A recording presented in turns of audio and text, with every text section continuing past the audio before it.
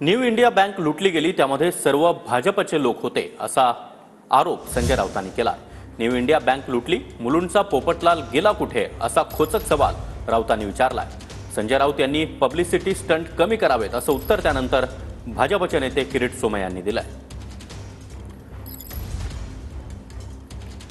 तर new India बँकेमध्ये शेकडो कोटींच्या घोटाळ्यानंतर संजय राऊतांनी हा आरोप केलेला आहे।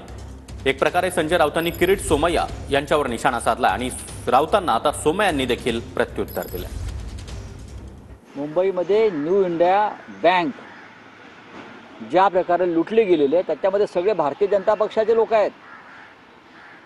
जनतेचा पैसा, सगळे बिल्डर, मेहता, जैन आणि एक कदम भाजपचा। आता कुठे गेले मुलुंडचे पोपटलाल? आता कुठे गेले? एवढी मोठी बँक लुटली गेली शेकडो कोटींना। आता हा मुलुंडचा पोपटलाल कुठे लपलाय, कुठल्या बिळात लपलाय? आता का बोलत नाही तो? का भारतीय जनता पक्षाच्या लोकांनी बँक लुटली म्हणून बोलत नाही? गरिबांचा पैसा नाही तो, सामान्यांचा पैसा नाही, टॅक्सीवाल्यांचा पैसा आहे। आमचं लक्ष आहे बँकेचे जे निवेशक आहेत, खातेदार आहेत, सिनियर सिटीजन आहेत, त्यांची काळजी घेणं, हे 3 महिन्यात त्यांचा खात्यात जमा व्हावा यासाठी प्रयत्न सुरू आहे।